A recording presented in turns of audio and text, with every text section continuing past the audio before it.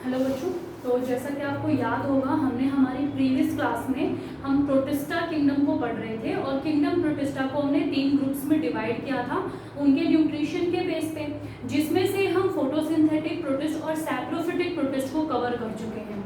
तो आज की जो क्लास है इसमें हमें शुरू करना है इस किंगडम प्रोटिस्टा का third group which is protozoan protist. ठीक है, तो ये जो प्रोटोजोवन प्रोटिस्ट है ये हमें आज की क्लास में कवर करना है। प्रोटोजोवन प्रोटिस्ट अगर आपको ध्यान हो तो मैंने आपको बताया था कि जिस ग्रुप के अंदर प्लांट लाइक कैरेक्टर होते हैं उसे हमने फोटोसिंथेटिक प्रोटिस्ट में रखा है और जिस ग्रुप के अंदर एनिमल लाइक कैरेक्टर है उन्हें हमने प्रोटोजोवन प्रोटिस्ट में रखा है। तो इस ग्रुप के जितने भी मेंबर होते हैं उन मेंबर्स के पास एक खास बात है that they show animal like character.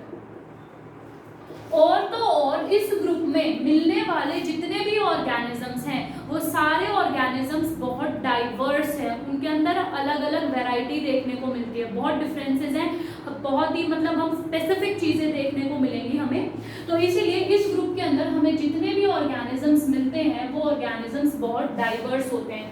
अब ये डाइवर्स कैसे हैं, सबसे पहले हम चलो इसके न्यूट्रिशन की बात कर लेते हैं जिसके बेस पे हमने डिवीजन किए। ये जो प्रोटिस्ट है प्रोटोजोवन प्रोटिस्ट, ये heterotrophic mode of nutrition show करते हैं। They basically show heterotrophic mode of nutrition. जब ये heterotrophic mode of nutrition show करते हैं तो इसके अंदर भी ये बहुत सारी वैरायटी शो करते हैं। जैसे कुछ ऑर्गेनिजम्स के अंदर होलोजोइक मोड ऑफ न्यूट्रिशन देखने को मिलेगा, कुछ ऑर्गेनिजम्स जो हैं वो सिम्बायोटिक एसोसिएशन फॉर्म करते हैं और कुछ यहाँ पर हमें पैरासिटिक फॉर्म्स भी देखने को मिलती हैं। तो आपने देखा कि हेट्रोट्रॉफिक मोड ऑफ न्यूट्रिशंस में भी कितनी वैरायटी यहाँ पे देखने को मिल रही है। अब जैसा कि प्रोटोजोवन प्रोटिस्ट एक यूकैरियोटिक ऑर्गेनिज्म, बेसिकली हमने जितने भी और यूकैरियोटिक ऑर्गेनिजम्स थे we have placed them under this protozoan protist. तो यूकैरियोटिक ऑर्गेनिज्म है, इसका मतलब एक वेल डिफाइंड न्यूक्लियस भी प्रेजेंट होगा। तो कुछ ऐसे ऑर्गेनिजम्स होते हैं जिनके अंदर सिर्फ एक ही न्यूक्लियस होता है और उन्हें हम बोल देते हैं uninucleated, for example amoeba. But there are some cases also where 2 nucleus has been seen in the cell. तो वहां पर जो कंडीशन है वो बाइन्यूक्लिएटेड कंडीशन हो जाएगी क्योंकि वहां पर 2 न्यूक्लियस हैं, और ये वाली जो कंडीशन है ये पैरामीशियम के अंदर हम देखते हैं। इसके अलावा कुछ ऑर्गेनिजम्स ऐसे भी हो सकते हैं जिनके पास बहुत ज्यादा न्यूक्लियस है, यानी 2 से काफी ज्यादा न्यूक्लियस है, तो उन ऑर्गेनिजम्स को हम प्लेस करते हैं मल्टी न्यूक्लिएट ऑर्गेनिजम्स में, क्योंकि इनके पास they have more than 1 nuclear, basically I should say they have more than 2 nuclear. और मल्टी न्यूक्लिएट ऑर्गेनिजम्स के अंदर हमारे पास एग्जांपल है पिलोमिक्सा का। ठीक है, यहाँ पर हमने डाइवर्सिटी या वेरिएशन की बात करी न्यूट्रिशन के बेस पे और न्यूक्लियस के बेस पे। शेप के बेस पे भी इस ग्रुप में जो ऑर्गेनिजम्स मिलते हैं उनमें बहुत डाइवर्सिटी होती है। अगर मैं शेप की बात करूं तो शेप मुझे यहाँ पर इर्रेगुलर शेप भी मिल सकती है, मतलब कि बॉडी की कोई डिफाइंड शेप नहीं है जैसा कि अमीबा में होता है।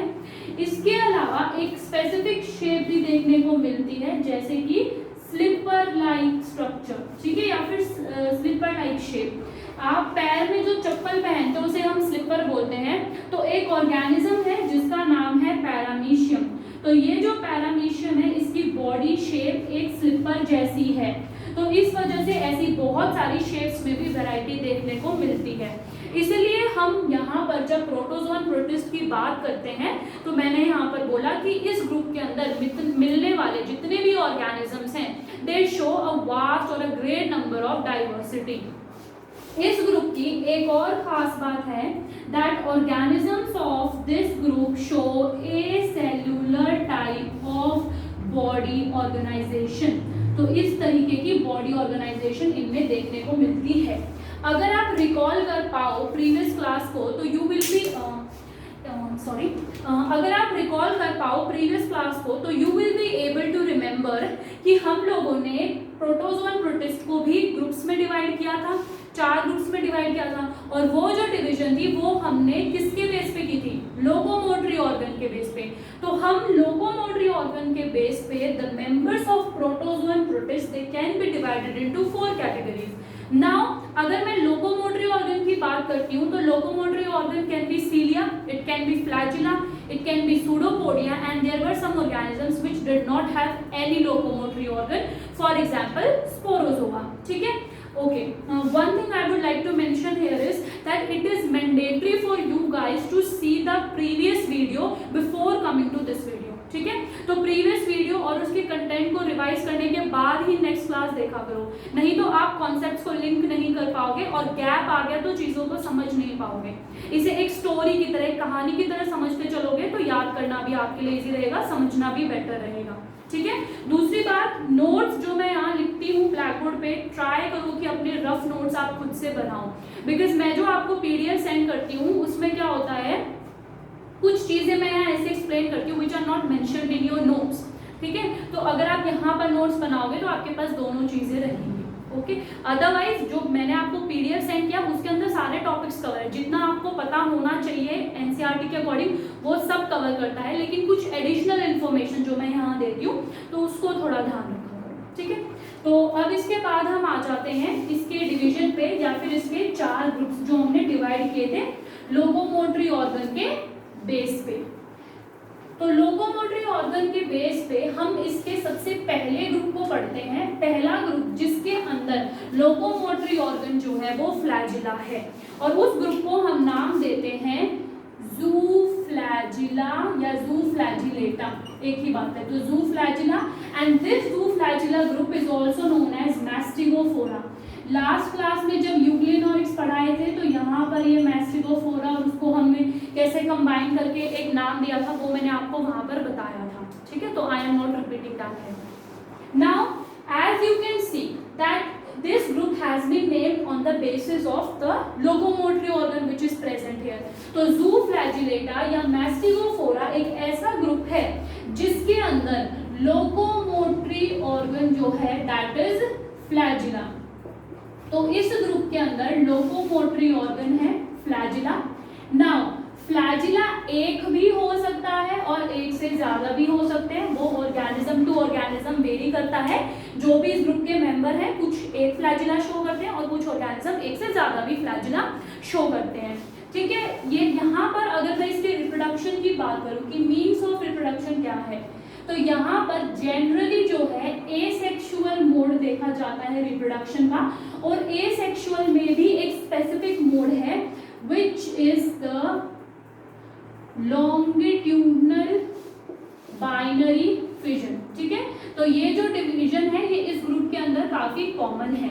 इस ग्रुप के अंदर जो भी ऑर्गेनिजम्स मिलते हैं वो ऑर्गेनिजम्स फ्री लिविंग होते हैं, और कुछ एग्जांपल आपको पैरासिटिक के भी मिल सकते हैं। ठीक है, जहां पर वो पैरासाइट या कोई सिम्बायोटिक एसोसिएशन फॉर्म करके रहते हैं। ओके, अब ये जो ऑर्गेनिज्म है ये फ्री लिविंग है। इसके अलावा इसके अंदर मिलने वाले ऑर्गेनिजम्स की एक और कैरेक्टर बहुत इंपॉर्टेंट है, वो है पैथोजेनिसिटी, यानी कि इसके अंदर जितने भी ऑर्गेनिजम्स मिलते हैं they have the capacity, they have the potential to cause diseases, और इस वजह से हम बोलते हैं कि इसके अंदर मिलने वाले सारे जो ऑर्गेनिजम्स हैं वो है पैथोजेनिक। पैथोजेनिक का मतलब है डिजीज कॉजिंग ऑर्गेनिजम्स। अब इस ग्रुप के अंदर हमें बेसिकली इसके 3 एग्जाम्पल्स को पढ़ना है। मैं सबसे पहला एग्जाम्पल जो आपके सामने लेकर आती हूँ उसका नाम है ट्रिपैनोसोमा गैम्बियंस। ठीक है, ट्रिपैनोसोमा गैम्बियंस जो है एक ऑर्गेनिज्म का नाम है, और ये जो ऑर्गेनिज्म है ये डिजीज कॉजिंग ऑर्गेनिज्म है, पैथोजन है, और क्योंकि ये पैथोजन है तो हम इसके लिए एक वर्ड लिखते हैं डायजेनिक। देखो बच्चे, डाई का मतलब है 2 और जेनिक का मतलब है होस्ट। तो ऐसा ऑर्गेनिज्म जो अपनी लाइफ साइकिल को 2 होस्ट के अंदर कंप्लीट करता है। ठीक है, यानी बेसिकली 2 ऑर्गेनिजम्स इसे चाहिए अपनी बॉडी की लाइफ साइकिल को कंप्लीट करने के लिए। अब वो 2 होस्ट कौन कौन से हैं? उनमें से एक होस्ट तो ह्यूमन है, ठीक है, और एक सेकेंड होस्ट जो है उसका नाम है सी फ्लाई। ठीक है, इस नेम के अंदर जो है टी साइलेंट है, और जब हम इसे पढ़ते हैं तो हम इसे सीसी फ्लाई बोलते हैं। इस फ्लाई का साइंटिफिक नेम है ग्लोसोलिना पाल्पिलिस। ठीक है, तो ये जो है इस ऑर्गेनिज्म, बेसिकली इस फ्लाई का ये साइंटिफिक नेम है। होता क्या है कि जैसे ही ग्लोसोलिना पाल्पिलिस या इसकी इन्फेक्टेड फॉर्म ह्यूमन ब्लड में एंटर करती है, तो जैसे ही इसकी एंट्री ह्यूमन ब्लड में होती है तो ये ह्यूमन ब्लड से होता हुआ लिम्फ के पास पहुंच जाता है, और लिम्फ के पास होती है सेरिब्रोस्पाइनल फ्लूइड। तो ये उस सेरिब्रोस्पाइनल फ्लूइड के अंदर इन्फेक्शन कॉज करता है। ठीक है, और इस फ्लूइड को हम शॉर्ट फॉर्म में CSF फ्लूइड भी बोल देते हैं। अब होता क्या है कि जैसे ही ये इन्फेक्शन या ये डिजीज करता है बॉडी में, तो जो पर्सन है वो बहुत ज़्यादा लेथार्जिक या बहुत ज़्यादा स्लीपी फील करने लगता है, उसको बहुत नींद आने लगती है। ठीक है, तो इस कंडीशन को इसी रीजन की वजह से बेसिकली ये जो सिम्टम शो हुआ है स्लीपनेस का या फिर लेथार्जिक होने का, इसी की वजह से इससे होने वाले डिजीज को नाम दिया गया है अफ्रीकन स्लीपिंग सिकनेस। ठीक है, तो इस डिजीज को हम नाम देते हैं African sleeping sickness. Now you must be thinking that why it is African, because ये जो सीसी फ्लाई है ये अफ्रीकन कॉन्टिनेंट में ही मिलती है। तो ये जो डिजीज है अफ्रीकन स्लीपिंग सिकनेस, ये डिजीज सिर्फ वहीं के लोगों में देखा जाता है, तो इसलिए हमने बीमारी का नाम भी इसी के ऊपर दे दिया। ठीक है, अब यहाँ पर ये तो हमने इसकी जनरल चीजें जान ली। मैं आप लोगों के सामने एक बार ट्रिपैनोसोमा गैम्बियंस का स्ट्रक्चर लेकर आती हूँ। ठीक है, इसका मैं थोड़ा सा स्ट्रक्चर यहाँ पर ड्रॉ करती हूँ आपके लिए।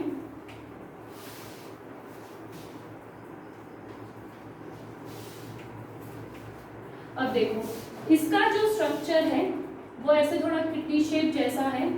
यहाँ पर इसके पास एक बेसल बॉडी प्रेजेंट है। ठीक है, here this is the basal body, और ये जो है, ये जो एंड है या ये जो पार्ट है, ये इस ऑर्गेनिज्म का पोस्टीरियर पार्ट है। ठीक है, so this is the posterior part of the organism, और यहाँ पर ये इसका एंटीरियर पार्ट हो जाएगा। तो ये जो है ऑर्गेनिज्म का एंटीरियर पार्ट या एंटीरियर एंड बोल दिया। अब होता क्या है बच्चे कि जहां पर बेसल बॉडी प्रेजेंट है, बेसल बॉडी से फ्लैजिला अराइज होता है। ठीक है, ये जो फ्लैजिला यहाँ से निकला है ये बाहर, आपको लगेगा ऐसा कि बॉडी से बाहर जा रहा है, लेकिन ये बॉडी के सरफेस के ऊपर है और बॉडी के कांटेक्ट में है। ठीक है, तो जब तक ये फ्लैजिला जो है ये एंटीरियर एंड तक पहुंचता है तब तक ये बॉडी के कांटेक्ट में होता है, और एंटीरियर एंड से ये जो फ्लैजिला है ये फ्री हो जाता है। ठीक है, तो flagella becomes free at which and, at the anterior and. अब ये जो फ्लैजिला आपको नजर आ रहा है कि ऊपर बॉडी के कांटेक्ट में है, यहाँ पर ये बॉडी से जो कांटेक्ट में है ये एक मेम्ब्रेन की हेल्प से कांटेक्ट इसने फॉर्म किया हुआ है। ठीक है, ये टच में एक मेम्ब्रेन की वजह से है, और इस मेम्ब्रेन को हम बोलते हैं अनड्यूलेटिंग मेम्ब्रेन।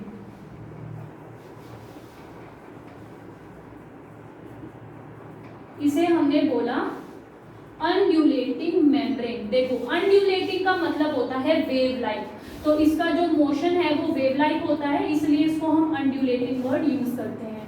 ठीक है, अब यहाँ पर आपको फ्लैजिला का कुछ ऐसा पार्ट नजर आ रहा होगा जो कि बॉडी के कांटेक्ट में नहीं है लेकिन बेसल बॉडी से कांटेक्ट में है, तो इस पार्ट को हम नाम देते हैं एंटोनिम, और ये है हमारा फ्लैजिला। इसके अलावा इसके अंदर भी स्टोरेज के लिए बहुत सारे ग्रैन्यूल्स या बहुत सारी बॉडीज प्रेजेंट होती है। तो बेसिकली ये जो बॉडी स्टोरेज के लिए प्रेजेंट है ये है वॉल्यूटिन ग्रैन्यूल्स। ठीक है, तो ये जो वॉल्यूटिन ग्रैन्यूल्स हैं ये यहाँ पर न्यूट्रिशन को स्टोर करेंगे। ये बेसिक हमारा स्ट्रक्चर था इस ट्रिपैनोसोमा गैम्बियंस एंजाइम का, जिससे आपको अंदाजा हो गया होगा कि क्या स्ट्रक्चर है और कैसे ये डिजीज करता है। इसी के साथ हमारा ये पहला ऑर्गेनिज्म खत्म होता है। हम इसके सेकंड एग्जाम्पल पर आते हैं।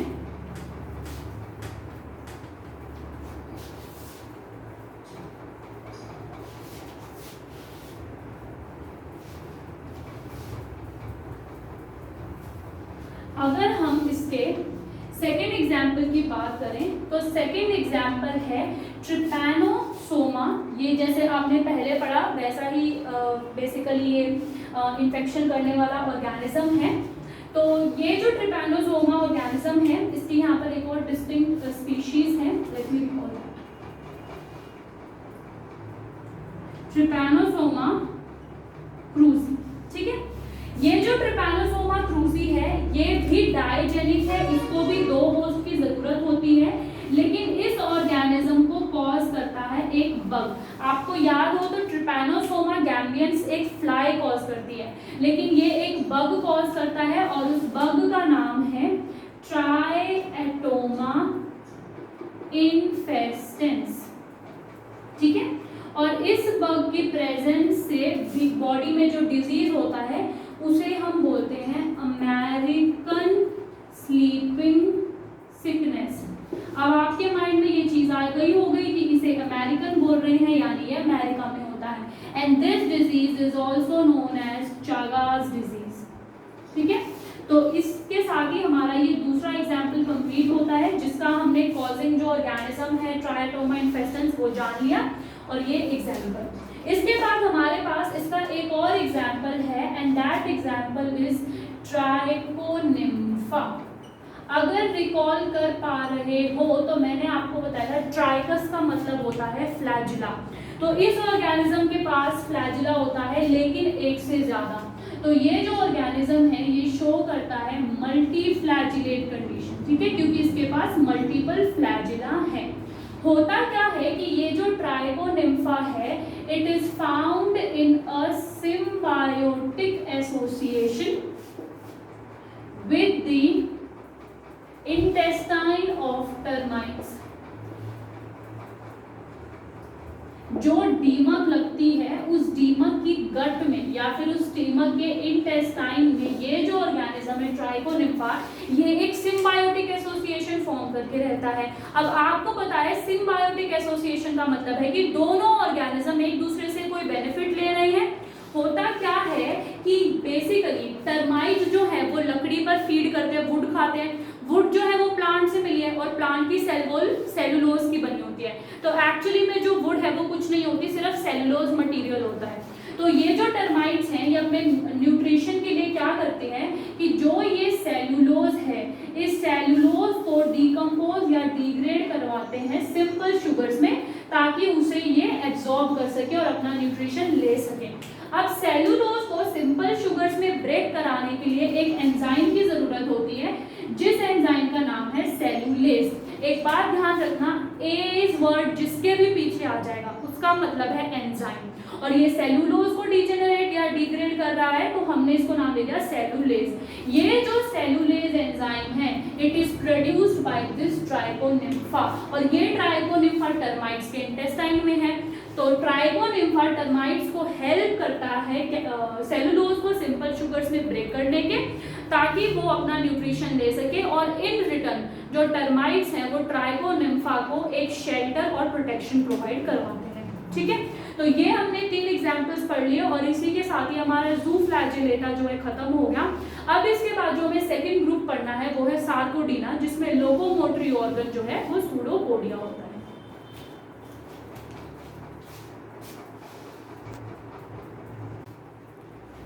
तो जो सेकंड ग्रुप हमें पढ़ना है वो है सार्कोडीना।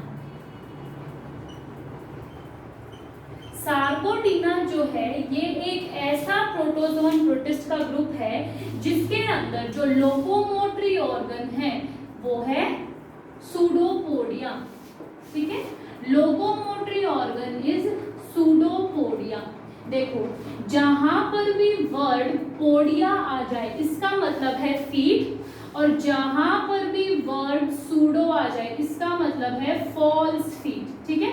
फॉल्स का मतलब क्या है, झूठा या गलत। तो बेसिकली एक्चुअली में फीट नहीं होते हैं लेकिन फीट के जैसे काम करते हैं, क्योंकि लोकोमोशन में हेल्प करें, हमें मोशन में कौन हेल्प करता है, हमारे पैर।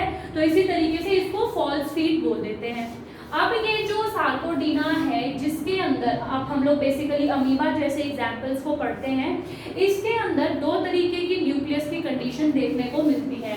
इसके अंदर आपको जो सेल्स हैं उनके अंदर यूनिन्यूक्लियस यानी जिसके अंदर सिर्फ एक ही न्यूक्लियस है जैसा कि अमीबा में, और इसके अलावा आपको मल्टी न्यूक्लिएट कंडीशन भी देखने को मिलेगी, यानी कि जिसमें मल्टीपल न्यूक्लियस है, और ये देखने को मिलता है पीलोमिक्सा के अंदर।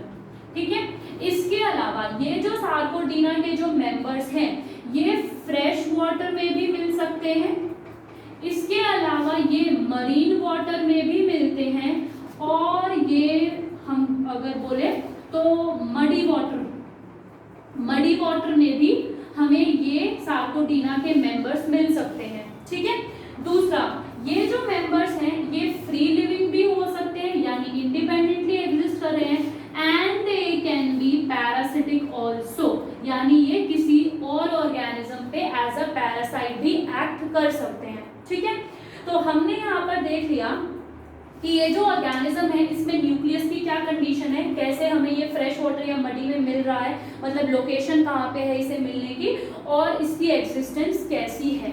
इसके अलावा सार्कोडीना के जो मेंबर्स हैं वो एसेक्सुअल रिप्रोडक्शन भी शो करते हैं और सेक्सुअल रिप्रोडक्शन भी शो करते हैं।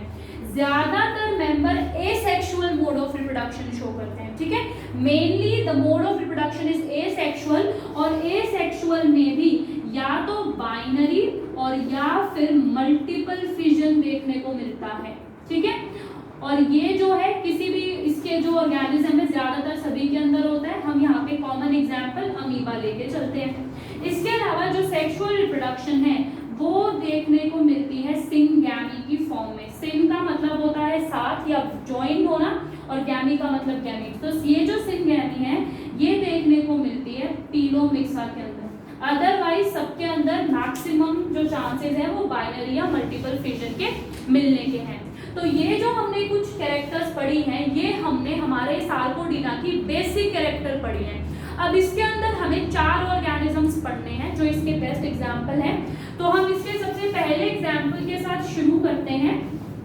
जैसा कि नाम से पता चल रहा है सार्कोडीना या फिर अमीबा ये जो ग्रुप है इसके अंदर हम इसका सबसे पहला एग्जाम्पल अमीबा को ही रीड करते हैं। ठीक है, ध्यान रखना बच्चे, जब भी हम बोलते हैं अमीबा तो अमीबा हम उसका पूरा नाम नहीं लेते, उसका पूरा नाम है एक्चुअली में अमीबा प्रोटियस। ठीक है, ये जो है अमीबा प्रोटियस इसका एक्चुअली में कंप्लीट नेम है। तो जैसा कि अब आपको इसी से पता चल रहा है ये जो अमीबा प्रोटियस है ये फ्रेश वाटर में मिलता है। इसके अलावा ये जो ऑर्गेनिज्म है ये फ्री लिविंग है, इसके पास सिर्फ एक ही न्यूक्लियस है यानी यूनिन्यूक्लिएट कंडीशन है। इसके पास लोकोमोशन के लिए सूडोपोडिया है। अब अगर मैं इसका स्ट्रक्चर यहाँ पर ड्रॉ करूं तो इस अमीबा की जो शेप है वो एक इरेगुलर शेप है। ठीक है, कोई भी फिक्स्ड या डिफाइंड शेप नहीं है। इसके सेंटर में एक इसका फुल्ली डेवलप्ड जो है न्यूक्लियस प्रेजेंट होगा, जिसके पास इसका जेनेटिक मटेरियल है तो फुल्ली डेवलप्ड न्यूक्लियस प्रेजेंट है। इसके अलावा यहाँ पर इसके सूडोपोडिया के एक साइड में हमें कॉन्ट्रैक्टाइल वैक्यूल भी मिलता है। नाउ इस कॉन्ट्रैक्टाइल वैक्यूल का काम क्या है?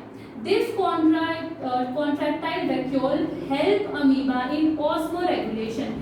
जैसे कि आपको पता है कि अमीबा पानी में मिल रहा है तो ऑब्वियस सी बात है कि वहां पे ऑस्मोसिस और डिफ्यूजन हो सकता है, तो उस ऑस्मोसिस को रेगुलेट करने के लिए इसके पास कॉन्ट्रैक्टाइल वैक्यूल प्रेजेंट है। जिस ऑर्गेनिज्म को ऑस्मोरेगुलेशन नहीं करना होगा उसके अंदर कॉन्ट्रैक्टाइल वैक्यूल प्रेजेंट नहीं होगा, और हम एक एग्जांपल इसमें अभी ऐसा पढ़ेंगे। ठीक है, तो वहां पर मैं ये जो चीज है दोबारा रिपीट करूंगी। अभी हम दोबारा से इसके मेन डायग्राम पे वापस आते हैं। हमने इसका न्यूक्लियस देख लिया, हमने इसका कॉन्ट्रैक्टाइल वैक्यूल देख लिया। ऑब्वियस सी बात है the cell must be having cytoplasm, cytoplasm तो होगा। जो साइटोप्लाज्म है वो 2 तरीके से डिपॉजिट है। जो पेरिफेरी है उस पे साइटोप्लाज्म बहुत ही डेंस वे में लोकेटेड है। ठीक है, मैं पूरे पर नहीं बना रही हूँ, सिर्फ इस पार्ट पे बना रही हूँ आपको समझाने के लिए। और अंदर जो साइटोप्लाज्म है वो काफी मतलब इतना डेंसली पैक नहीं है, बहुत लूजली पैक्ड है। तो जो पेरिफेरी पर डेंस साइटोप्लाज्म है, this dense cytoplasm is termed as gel. ठीक है, और इसके अंदर जो साइटोप्लाज्म है that is termed as sol. ठीक, दूसरी बात, ये जो आपको इस तरीके के फिंगर लाइक प्रोजेक्शंस इसमें नजर आ रहे हैं, ये फिंगर लाइक प्रोजेक्शंस ही अमीबा का सूडोपोडिया है। ये जो सूडोपोडिया है ये अमीबा को लोकोमोशन में तो हेल्प करेगा ही, मूव करने में तो करेगा ही, साथ ही साथ अगर अमीबा के हम बोल सकते हैं इसकी कन्फाइनिटी में कहीं पर भी कोई फूड मटेरियल या कोई फूड पार्टिकल आ गया तो अमीबा जो है वो अपने सूडोपोडिया को एक्सटेंड करता है और फूड पार्टिकल को अंदर एंगल्फ कर लेता है। तो this also helps in engulfing the food material, और इसी को हम होलोजोइक मोड ऑफ न्यूट्रिशन भी बोलते हैं। ठीक है, तो जो अमीबा है उसकी बेसिक कैरेक्टर्स यही थी। अब मैं अमीबा में अगर रिप्रोडक्शन की बात करूं कि अमीबा रिप्रोड्यूस कैसे करता है, तो देखो जो रिप्रोडक्शन है वो मैंने बताया कि मेजरली एसेक्सुअल से होती है। तो the major mode of reproduction is asexual mode of reproduction. ये जो एसेक्सुअल मोड ऑफ रिप्रोडक्शन है ये सिर्फ फेवरेबल कंडीशंस में होती है, when the conditions around the environment are in favour. ठीक है, ग्रोथ के लिए फेवरेबल है। यहाँ पर एसेक्सुअल रिप्रोडक्शन में या तो जो अमीबा है वो बाइनरी फिजन कर सकता है और the amoeba can cause multiple fission. ठीक है, तो जो है वो मल्टीपल फिजन भी कर सकता है और मल्टीपल फिजन को हम बोल देते हैं स्पोरुलेशन। इसके अलावा जो अमीबा है वो एक अगर अमीबा को अनफेवरेबल कंडीशन मिलती है तो अमीबा एक और बेसिकली रिप्रोडक्शन का वे शो करता है, एनसिस्टमेंट या फिर बोलते हैं एनसिस्टेशन। इसके अंदर होता क्या है कि अमीबा के चारों तरफ जो भी उसके सूडोपोडिया है, अमीबा उस सूडोपोडिया को रिट्रैक्ट करेगा और एक सर्कुलर शेप गेन कर लेगा, और वो सर्कुलर शेप गेन होने के बाद ये अपने चारों तरफ 3 लेयर की एक सिस्ट फॉर्म करता है, और ये जो सिस्ट फॉर्मेशन है ये अमीबा को प्रिवेंट करती है अनफेवरेबल कंडीशन में, और जैसे ही फेवरेबल कंडीशन आएंगी तो अमीबा ये सिस्ट को डिजेनरेट कर देगा अपने सराउंडिंग से और दोबारा से या तो बाइनरी या मल्टीपल फिजन से डिवाइड करके अपनी नेक्स्ट प्रोजेनी आगे फॉर्म कर देगा। तो इसी के साथ हमारा पहला ऑर्गेनिज्म सार्थोडीना का विच इज अमीबा प्रोटियस वो फिनिश होता है। अब हम इसके सेकेंड एग्जाम्पल पर आते हैं।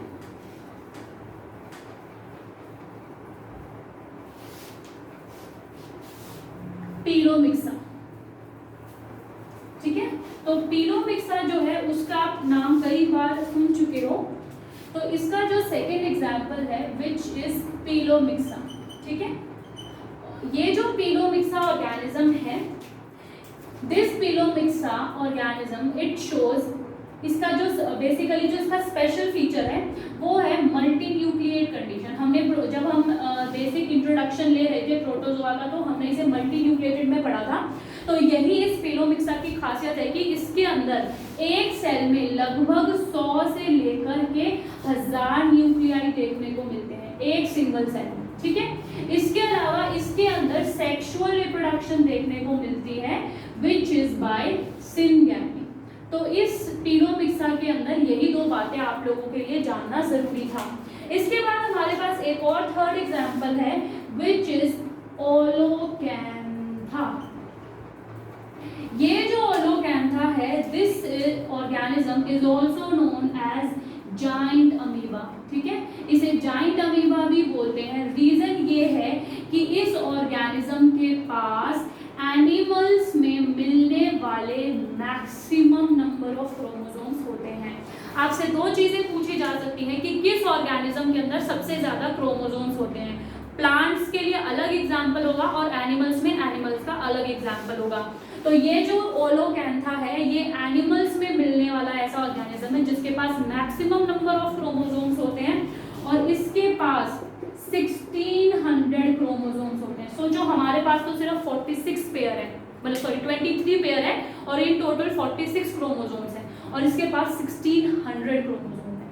ठीक है, और ये 2n का मतलब है डिप्लॉयड, कि उसकी जो बॉडी है वो डिप्लॉयड है। इसके साथ एक और लास्ट एग्जाम्पल जो अमीबा के ग्रुप में हमें पढ़ना है वो है एंड अमीबा हिस्टोलिप्टिका। देखो इसके अंदर एक और एग्जाम्पल है which is and amoeba histolytica. देखो ये जो एंट अमीबा हिस्टोलिटिका है ये कोई फ्री लिविंग फॉर्म नहीं है सार्कोडीना की, ये बेसिकली एक पैरासाइट है, ठीक है। तो ये एक पैरासिटिक फॉर्म है और ये पैरासिटिक फॉर्म मिलती कहाँ है, ह्यूमन के कॉलन में, ठीक है। तो जो हमारे कॉलन है बेसिकली जो स्मॉल इंटेस्टाइन है वहां पर ये अमीबा हिस्टोलिटिका जो है एक पैरासाइट की फॉर्म में मिलता है। ये जो अमीबा हिस्टोलिटिका है ये एक स्पेशल चीज शो करता है जिसे हम बोलते हैं डायमॉर्फिज्म। देखो बच्चे, जहां पर भी मॉर्फ वर्ड आए इसका मतलब है फॉर्म, ठीक है, और डाई का मतलब है दो। तो ये जो एंट अमीबा हिस्टोलिटिका है ये दो फॉर्म्स शो करता है। इसकी एक फॉर्म का नाम है माइन्यूटा और इसकी एक सेकंड फॉर्म है जिसका नाम है मैग्मा, ठीक है। ये जो मैग्मा है यही इसकी इन्फेक्शियस स्टेज होती है, नहीं सॉरी ये इसकी पैथोजेनिक स्टेज होती है, ठीक है। जो मैग्मा है वो इसकी पैथोजेनिक स्टेज होती है, पैथोजेनिक मतलब डिजीज कॉजिंग स्टेज, और इस मैग्मा को हम ट्रोफोजोइट भी बोलते हैं।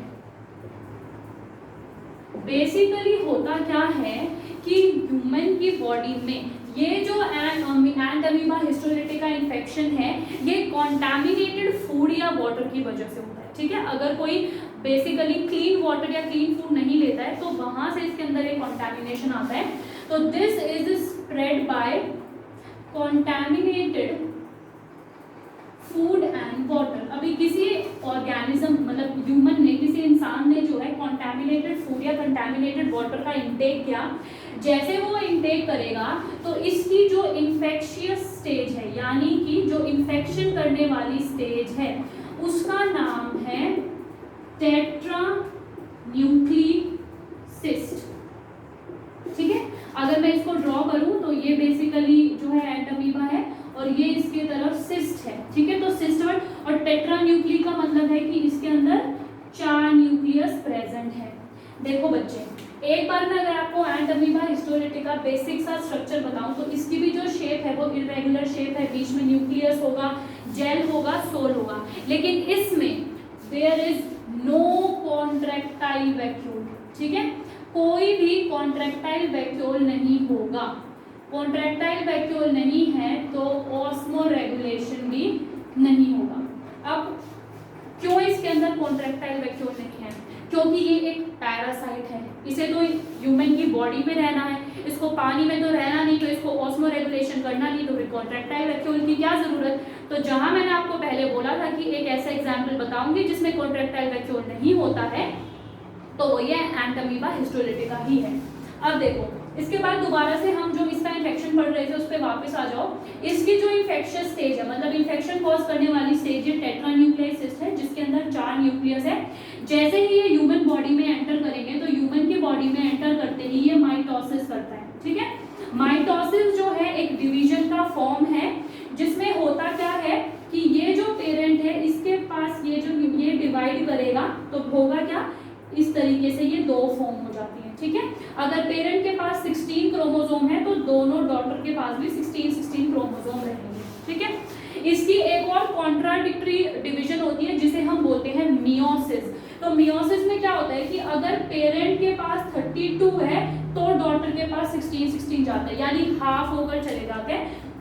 तो वो आपके में अभी मैं नहीं समझा, अभी आपको नहीं बता रही हूँ। जब हम हैप्लोटिक डिप्लॉन्टिक लाइफ साइकिल पढ़ेंगे तो वहां उसको पढ़ाने से पहले मैं आपको डिप्लॉइड, हैप्लॉइड, मेयोटिक, माइटोटिक इनका बेसिक इंट्रोडक्शन होगी। वैसे जो मियोसिस और माइटोसिस है ये आपकी सेल डिवीजन एक अलग से पूरी यूनिट है, ठीक है। तो उसमें हम डिटेल में पढ़ लेंगे।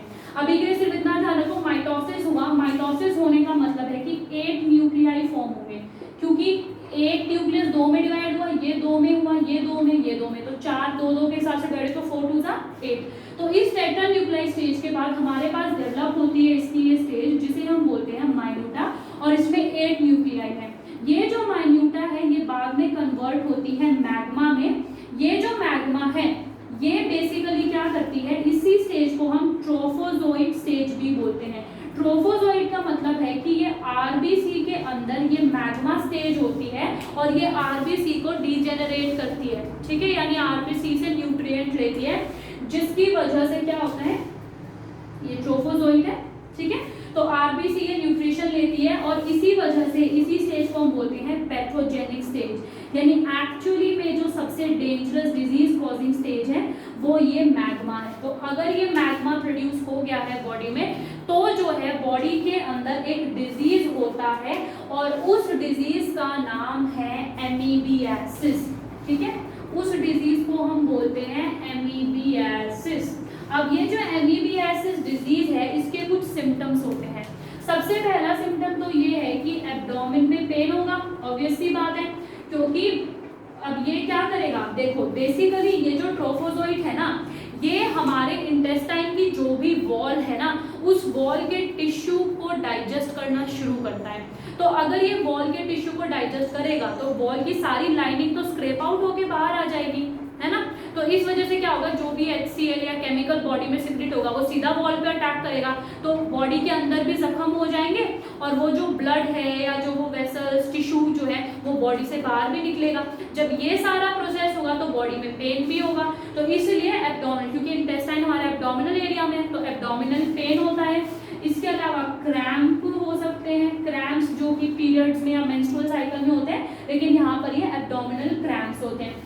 इसके अलावा एसिडिक स्टूल, यानी कि जो पेशेंट है उसका जो बॉडी का फीकल मटेरियल है या जो उसका एक्सक्रीटा है वो एसिडिक नेचर का होगा।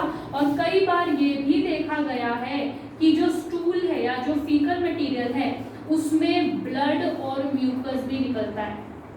ठीक है, और क्योंकि ये ब्लड और म्यूकस निकल रहा है तो इस सिम्टम को हम एक नाम देते हैं डायसेंट्री।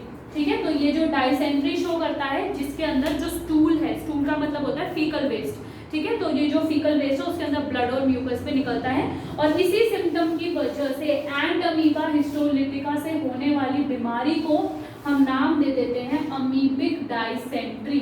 तो इसका आप अमीबियासिस भी बोल सकते हो और अमीबिक डायसेंट्री भी बोल सकते हो। ठीक है, तो ये जो डिजीज है वो इस बेसिकली अमीबियासिस की वजह से होता है और ये सारे जो सिम्टम्स हैं वो पेशेंट की बॉडी में शो होते हैं। ठीक, तो इसी के साथ ही हमारा जो सार्कोडीना है वो कंप्लीट हो गया है और अब हम हमारे नेक्स्ट टॉपिक पर आते हैं।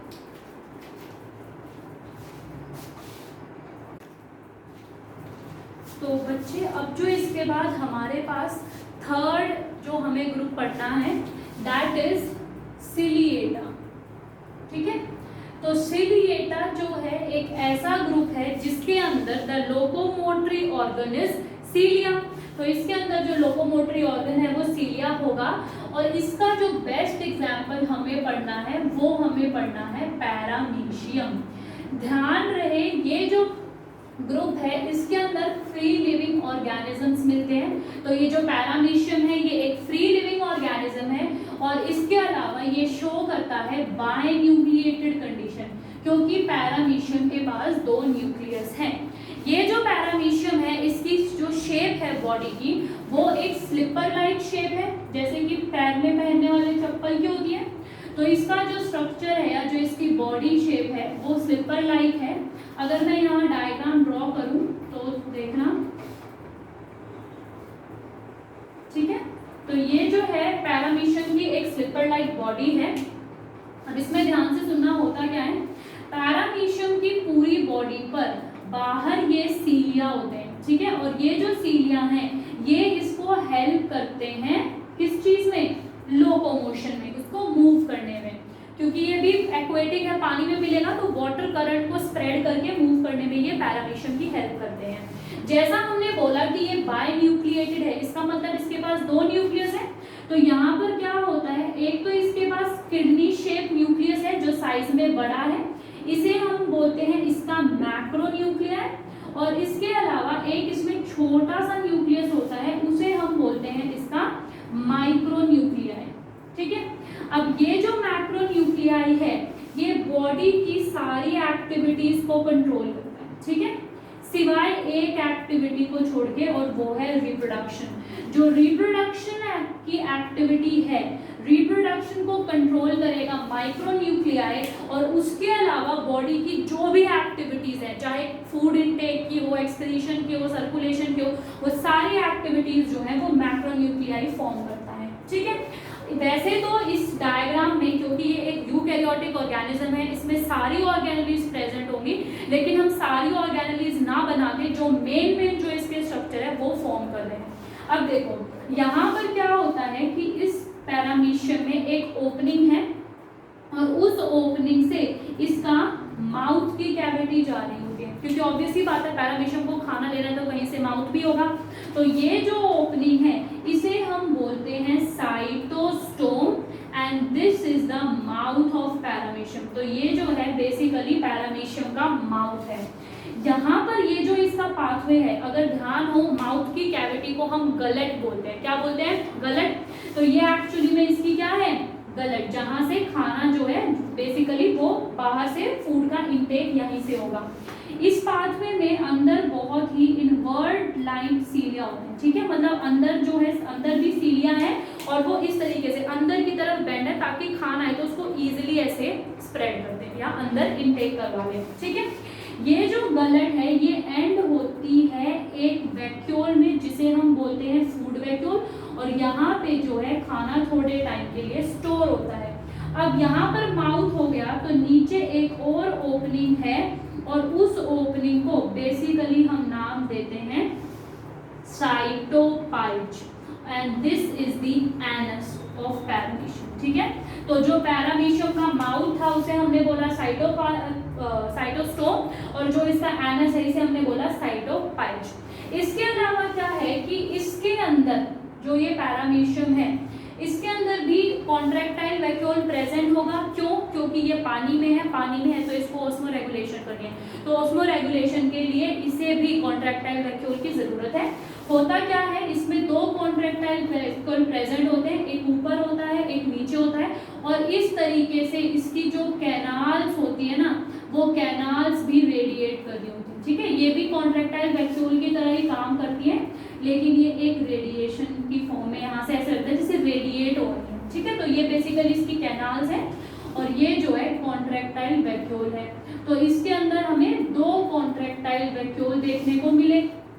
अब देखो जो ये पैरामीशियम है जब ये रिप्रोड्यूस करता है या ये डिवाइड करता है तो इसकी जो रिप्रोडक्शन है वो मेनली एसेक्सुअल मेथड से होती है।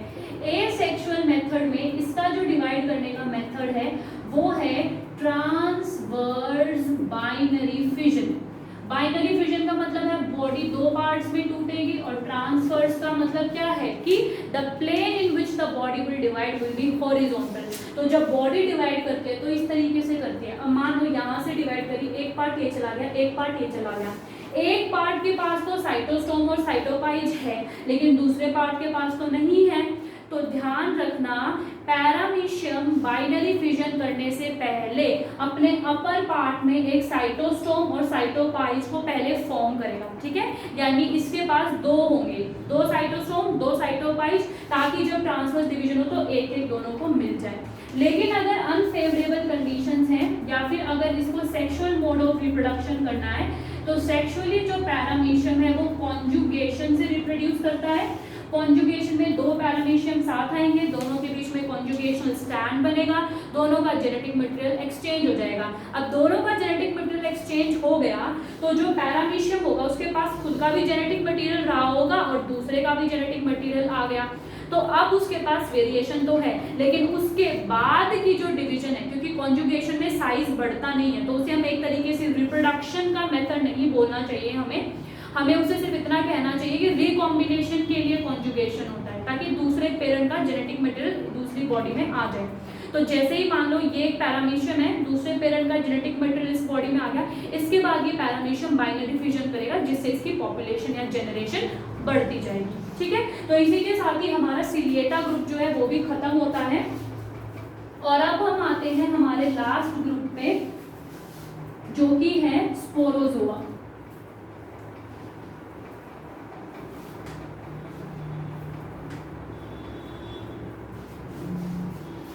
अब जो हमारा फोर्थ ग्रुप है, this fourth group is Sporozoa. आपको पता है कि ये जो स्पोरोजोआ ग्रुप है इसके अंदर कोई भी लोकोमोटरी ऑर्गन प्रेजेंट नहीं होता। इसका मतलब एब्सेंस ऑफ लोकोमोटरी ऑर्गन। इसके अंदर मिलने वाले ऑर्गेनिज्म मल्टी न्यूक्लिएट होते हैं और इसका बेस्ट एग्जाम्पल है प्लाज्मोडियम। ये जो प्लाज्मोडियम है ये एक मलेरियल पैरासाइट है, यानी मलेरिया करने वाले जो ऑर्गेनिज्म या जो स्ट्रक्चर मलेरिया के लिए रिस्पॉन्सिबल है, बेसिकली स्ट्रक्चर ना बोल के हम ऑर्गेनिज्म बोलते हैं, जो ऑर्गेनिज्म मलेरिया करने के लिए रिस्पॉन्सिबल है वो ये प्लाज्मोडियम है। इस प्लाज्मोडियम के पास एक बहुत ही हाई कैपेसिटी है फॉर मल्टीपल फिजन, ठीक है। तो ये जो प्लाज्मोडियम है ये मल्टीपल फिजन शो करने की बहुत हाई कैपेसिटी रखता है, बहुत जल्दी जल्दी डिवाइड करता है। जो ये प्लाज्मोडियम है इसकी 4 स्पीशीज प्रेजेंट है। पहली स्पीशीज है Plasmodium vivax, second is Plasmodium oval, third is Plasmodium falciparum and the fourth one is Plasmodium malariae। देखो ये चारों ही स्पीशीज मलेरिया करती हैं लेकिन अलग अलग तरीके का मलेरिया करती हैं। जो वाइवेक्स वाली स्पीशीज है ये यहाँ पर बेनाइन टर्शियरी मलेरिया कॉज करती है। जो ओवेल है ये माइल्ड टर्शियरी मलेरिया कॉज करती है। जो फैल्सीपैरम है ये मैलिग्नेंट टर्शियरी मलेरिया कॉज करती है और ये मैलिग्नेंट टर्शियरी जो मलेरिया है बाद में सेरिब्रल मलेरिया में कन्वर्ट हो जाता है और सबसे कॉम्प्लिकेटेड और डेंजरस मलेरिया की यही फॉर्म है। और इसके अलावा प्लाज्मोडियम मलेरिया जो है ये क्वार्टन मलेरिया कॉज करता है, ठीक है।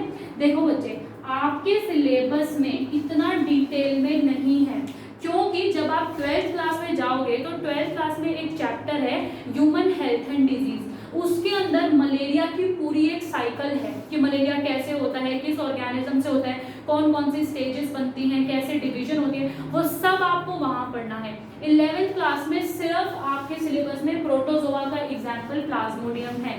मैं यहाँ पे आपको कुछ चीजें बता रही हूँ जो टर्म्स आपको पता होनी चाहिए, याद रखना जरूरी नहीं है क्योंकि आपको 12th क्लास में बेटर समझ आएगी। क्योंकि मैं यहाँ पर आपको सिर्फ स्टेजेस के नाम लिखवाऊंगी लेकिन जब तक आपने साइकिल ही नहीं पढ़ी तो आपको स्टेजेस समझ नहीं आएंगी।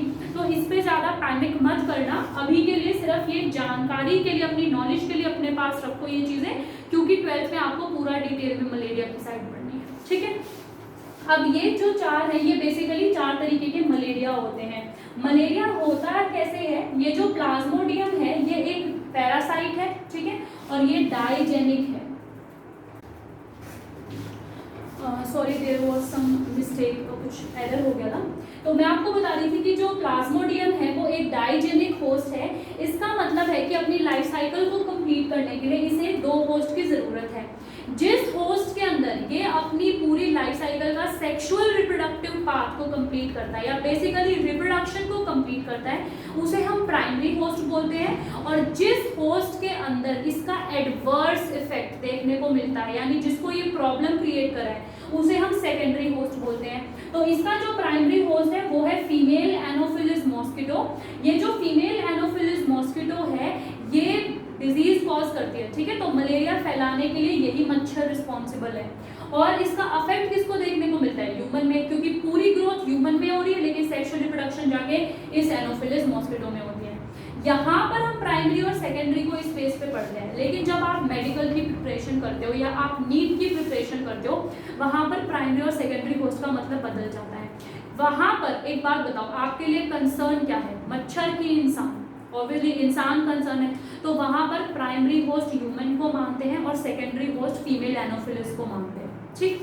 तो ये प्राइमरी होस्ट हो गया, ये सेकेंडरी होस्ट हो गया, इसके अंदर लाइफ साइकिल कंप्लीट हो जाती है।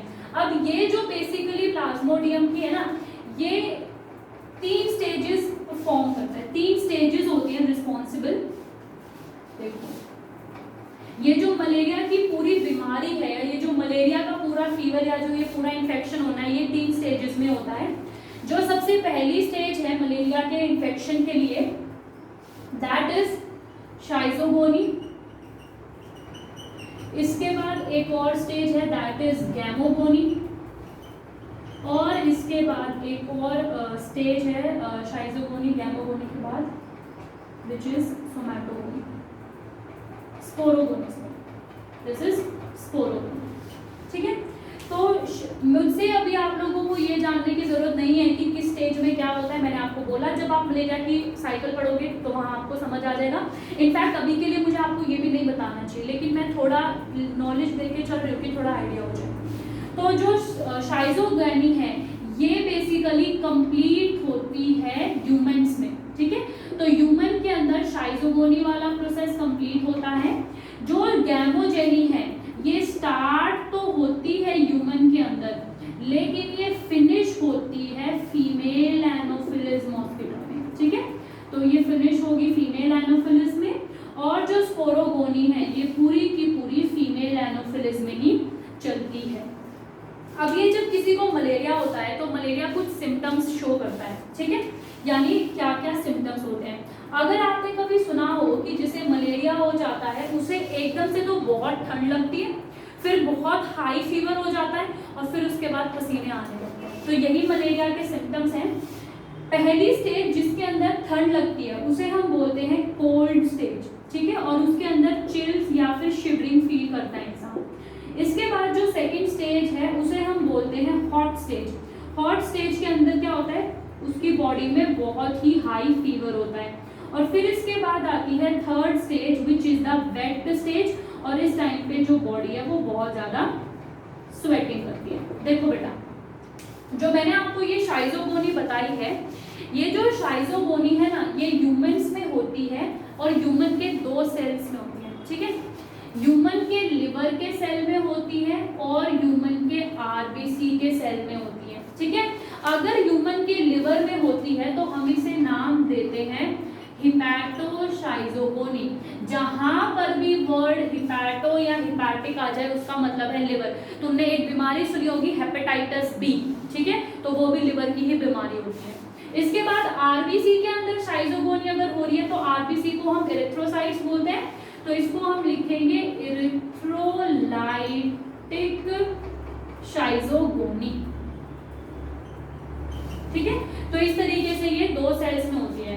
अब होता क्या है, पहले जो है लिवर में होती है, लिवर के अंदर इसकी जो स्टेज है प्लाज्मोडियम अच्छे से डिवाइड करती है और आरबीसी के अंदर पहुंच जाती है। अब आरबीसी के अंदर प्रेजेंट है हीमोग्लोबिन, उस हीमोग्लोबिन को ये डाइजेस्ट करना शुरू करते हैं और उसे कन्वर्ट कर देते हैं एक सब्सटेंस में जिसका नाम है हीमोजोइन। ठीक है, और इस हीमोजोइन को हम बोलते हैं pyrogen substance for malaria. Pyrogen का मतलब है बुखार चढ़ाने वाला, जेन मतलब जनरेट करना, पायरो मतलब फीवर। पायरो का मतलब वैसे हीट से होता है। ठीक है, तो ये जो, और मैंने आपको एक बार बताया था पायरो फाइटा जब हमने पढ़ा था, फायर आएगी तो हीट से मतलब है। ठीक है, तो बॉडी में जो फीवर होता है ना मलेरिया में ये देखा जाता है कि फीवर रिकरेंट फीवर होता है। जैसे 24 घंटे बुखार चढ़ गया, उसके बाद उतर जाएगा, फिर अगले 24 घंटे में चढ़ेगा, फिर उतर जाएगा, फिर अगले 24 घंटे। तो ये जो रिकरेंट है ये क्या होता है, जैसे जैसे मलेरिया हीमोग्लोबिन को डाइजेस्ट करके हीमोजोइन में कन्वर्ट करता है, तो जैसे ही हीमोजोइन रिलीज होगा तो बुखार चढ़ जाएगा। फिर उसके बाद नॉर्मल हो गया, भाई अभी वो है हीमोग्लोबिन को डाइजेस्ट कर रहा है, फिर एक टाइम पे डाइजेस्ट हो गया, अब रिलीज करेगा तो फिर बुखार चढ़ गया। तो जो फीवर क्रिएटिंग है या जो फीवर कॉजिंग है वो ये है। और इसी के साथ हमारा प्लाज्मोडियम या हमारा स्पोरोजोआ खत्म और हमारे चारों प्रोटोजोवन प्रोटिस्ट फिनिश हो गए। अब नेक्स्ट क्लास में हम फंजाई ग्रुप को शुरू करेंगे। ठीक है, थैंक यू एंड